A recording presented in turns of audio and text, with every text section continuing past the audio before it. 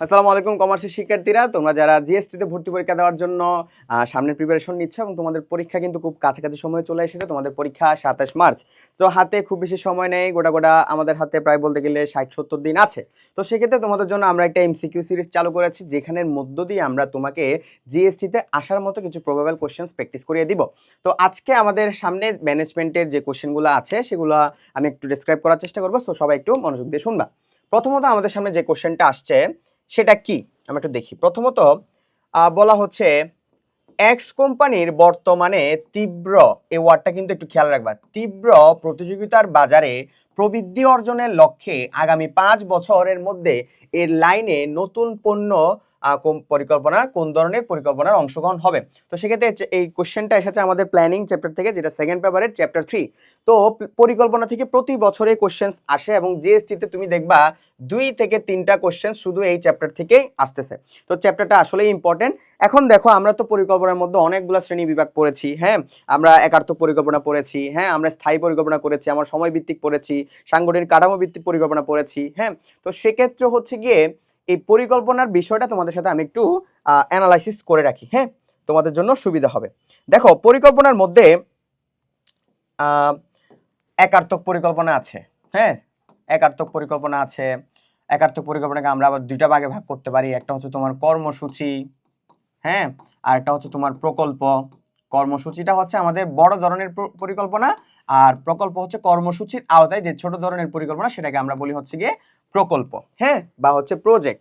যেমন আমি যদি বলি একটা বিল্ডিং, হ্যাঁ একটা বিল্ডিং এর মধ্যে পুরাটা যদি বলি একটা বিল্ডিং, এই বিল্ডিংটা যদি আমি একটা প্রোগ্রাম বা কর্মসূচি বলতে পারি, ওই বিল্ডিং এর মধ্যে যে ছোট ছোট ফ্ল্যাটগুলো আছে বা রুমগুলো আছে সেগুলোকে আমরা এক একটা প্রজেক্ট বলতে পারি। এক একটা কারণ এক একটা রুমের এক একটা তোমার ফ্ল্যাটের ডিজাইনগুলো আলাদা হয়। সেক্ষেত্রে এটা হচ্ছে আমাদের একার্থক পরিকল্পনার অংশ, এবং একার্থক পরিকল্পনা শুধু একবারের জন্য নেওয়া হয়, এগুলো রিপিটেড হয় না, নো রিপিটেশন। তার পাশাপাশি হচ্ছে আমাদের স্থায়ী পরিকল্পনা আছে। স্থায়ী পরিকল্পনা হচ্ছে কি আমরা লাস্ট ক্লাসে মনে রেখেছিলাম কিভাবে বলতো, কি কৌশল দিয়ে, নিপার কৌশল দিয়ে। কি কৌশল বলতো, নিপার কৌশল। এই নি দিয়ে হয় নীতি নিয়ম পদ্ধতি, প দিয়ে হয় নীতি নিয়ম, আর প দিয়ে হয় পদ্ধতি প্রক্রিয়া পলিসি, তারপর র দিয়ে হয় তোমার রীতি রণকৌশল, আর কৌশল দিয়ে হচ্ছে তোমার কৌশল। হ্যাঁ, টোটাল হচ্ছে আমাদের 8টা। আবারও বলছি, নি দিয়ে হয় নীতি নিয়ম, প দিয়ে হয় পদ্ধতি প্রক্রিয়া পলিসি, হ্যাঁ, আর র দিয়ে হয় হচ্ছে তোমার রীতি রণকৌশল, আর কৌশল দিয়ে হচ্ছে তোমার কৌশল। ওকে, তারপর হচ্ছে তোমার সময় ভিত্তিক আছে। সময় ভিত্তিক গুলা খুবই ইজি। সময় ভিত্তিকের মধ্যে হচ্ছে আমাদের শর্ট টার্ম আছে, মিডল টার্ম আছে এবং লং টার্ম আছে। যদি 0 থেকে 1 মানে একদিন থেকে যদি 1 বছরের মধ্যে হয় সেটা আমরা শর্ট টার্ম বলি, 1 থেকে 5 হলে সেটাকে আমরা মিড টার্ম বলি, আর যদি 5 বছরের ঊর্ধ্বে হয় সেটাকে আমরা লং টার্ম বলে থাকি। ঠিক আছে, আরেকটা কনফিউশন বিষয় আছে, সেটা হচ্ছে কি তোমার অনেকেই লক্ষ্য জিনিসটা একটু বুঝতে চায় না। দেখো, লক্ষ্য আর অবজেক্টিভস এর মধ্যে একটা পার্থক্য আছে। হ্যাঁ, লক্ষ্য হচ্ছে গিয়ে তোমার, আর অবজেক্টিভস জিনিসটা একটু বুঝাই দিই। উদ্দেশ্য হচ্ছে গিয়ে আমাদের অবজেক্টিভস, উদ্দেশ্য আমাদের কি বলতো অবজেক্টিভস, ঠিক আছে।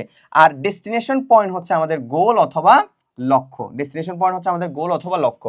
তার মানে অবজেক্টিভস আর গোলস এর মধ্যে একটা বিশাল পার্থক্য আছে। যেমন আমি যদি বলি তুমি জিএসটির এখন প্রিপারেশন নিচ্ছ, তাহলে জিএসটি তে চান্স পাওয়া তোমার জন্য হচ্ছে একটা গোল। সো এই ক্ষেত্রে প্রত্যেকদিন তুমি ম্যানেজমেন্ট পড়তেছো, অ্যাকাউন্টিং পড়তেছো, বাংলা পড়তেছো, ইংরেজি পড়তেছো, এই যে ছোট ছোট কাজগুলো করতেছো সেগুলো হচ্ছে আমাদের অবজেক্টিভস। ফাইন, এটাই আমাদের পুরো প্ল্যানিং চ্যাপ্টার এখানের মধ্যেই চলে এসেছে, এবং মেজরিটি পার্সেন্ট 90% কোশ্চেন তোমার এই জায়গাগুলো থেকে আসবে। আরেকটা ছোট কনফিউশন ক্লিয়ার করে, সেটা হচ্ছে বাজেট নিয়ে তোমাদের মাঝে মধ্যে কোশ্চেন আটকে যাও তোমরা। সো বাজেট কোন ধরনের পরিকল্পনা? বাজেট হচ্ছে ভাইয়া, যদিও খালেকুজ্জামান স্যারের বইয়ে স্পষ্টভাবে বলা আছে বাজেট হচ্ছে একটা লক্ষ্য, হ্যাঁ, কিন্তু স্যাররা আমাদের কোশ্চেন করার সময় কখনো বাজেটকে লক্ষ্যের আওতায় রাখেনি। সেক্ষেত্রে বাজেট যেহেতু একবারের জন্য নেওয়া হয়, এবং আমরা তো জানি বাজেট একবারের জন্য নেওয়া হয়, এবং পরিকল্পনার সংখ্যাত্মক প্রকাশকে আমরা বাজেট বলি। সো বাজেটকে আমরা ওয়ান টাইম প্ল্যানিং বা একার্থক পরিকল্পনার অংশ হিসেবে ধরে নিই। ঠিক আছে, এটা টিচারদের কোশ্চেন প্যাটার্নটা এভাবেই করে বিদায়। বাট বাজেট আলটিমেটলি হচ্ছে কি লক্ষ্যের অংশ, কিন্তু বাজেটকে আমরা একার্থক পরিকল্পনার অংশ হিসেবে ধরে নিই। এখন আমাদের যে প্রিভিয়াসে যে কোশ্চেনটা এসেছে, এখানের মধ্যে তোমাদেরকে একটা কিওয়ার্ড শিখিয়ে দিই। কোনো জায়গায় যদি দেখো তীব্র তীব্র প্রতিযোগিতামূলক, এই জিনিসটা যদি দেখো তীব্র প্রতিযোগিতামূলক মানে কি কম্পিটিটিভ মার্কেট। সো কম্পিটিটিভ মার্কেটে তুমি কিভাবে টিকিয়ে থাকবা? কম্পিটিটিভ মার্কেটে তোমার টিকে থাকার জন্য প্ল্যানিং যথেষ্ট নয়। হ্যাঁ, প্ল্যানিং সবাই করতে পারে, কিন্তু স্ট্র্যাটেজিক প্ল্যানিং সবাই করতে পারে না। সো স্ট্র্যাটেজিক প্ল্যানিংটাই হচ্ছে গিয়ে তোমার জন্য তীব্র প্রতিযোগিতামূলক বা কম্পিটিটিভ মার্কেটে টিকে থাকার অংশ। সো তোমরা তীব্র প্রতিযোগিতা ওয়ার্ডটা দেখার সাথে সাথে আমি অ্যান্সার করে দিব চোখ বন্ধ করে কৌশলগত, চোখ বন্ধ করে। এবং কৌশলগতর বাংলা হচ্ছে ইংরেজি হচ্ছে গিয়ে তোমার স্ট্র্যাটেজিক। বোঝাতে পেরেছি? সো স্ট্র্যাটেজিক প্ল্যানিং মানে হচ্ছে তুমি যখন তোমার কম্পিটিটিভ মার্কেটে তোমার যারা রাইভালরি আছে, তোমার যারা অন্য প্রতিযোগিতা আছে বা প্রতিযোগী আছে, তাদের ক্ষেত্রে টিকে থাকার জন্য তুমি বাজারে নতুন পণ্য আনতে যাচ্ছ, সেক্ষেত্রে এটা হচ্ছে একটা স্ট্র্যাটেজিক পরিকল্পনা। এটা জেনারেল কোনো প্ল্যানিং না, এটা হচ্ছে তোমার কম্পিটিটিভ মার্কেটে তোমাকে টিকে থাকতে হেল্প করবে। ওকে, এরপরে হচ্ছে 4 নাম্বার যে কোশ্চেনটা এসেছে, নির্দিষ্ট উদ্দেশ্য অর্জনের জন্য কোন ধরনের পরিকল্পনা গ্রহণ করা হয়। দেখো, নির্দিষ্ট যখন কোন একটা উদ্দেশ্য থাকবে বা একবারের জন্য যখন আমরা করতেছি, সেটা সব সময় ওয়ান টাইম প্ল্যানিং এর অংশ। যেমন আমরা স্থায়ী পরিকল্পনার মধ্যে দেখেছি কাজগুলো রিপিটেডলি হতে থাকে, যে কাজগুলো রিপিটেডলি হতে থাকে সেগুলোর জন্য আমরা স্থায়ী পরিকল্পনা গ্রহণ করি, যেমন নীতি, নিয়ম, পদ্ধতি, প্রক্রিয়া, পলিসি। হ্যাঁ, মাস্টার প্ল্যান জিনিসটা কি? মাস্টার প্ল্যান হচ্ছে গিয়ে তোমার প্রতিষ্ঠানের সামগ্রিক অলগুলো প্ল্যান, অল প্ল্যানকে আমরা বলি মাস্টার প্ল্যান।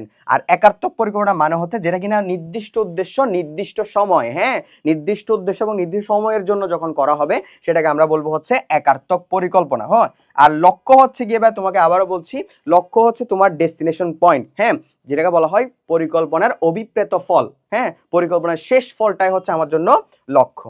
ঠিক আছে? আর তোমরা এর পাশাপাশি যারা জিএসটি প্রিপারেশন শুরু করেছো, তোমার যদি মনে হয়ে থাকে যে আমি জিএসটির জন্য একটা ডেডিকেটেডলি একটা প্রিপারেশন নিলে আমার জন্য ভালো হবে, সেক্ষেত্রে তোমাদের জন্য আমাদের জিএসটি সি ইউনিটের কোর্সটা আছে। সো কোর্সে ভর্তি হওয়ার জন্য এখনই ভিজিট করো হালকেস্টেনের ওয়েবসাইট। আসসালামু আলাইকুম।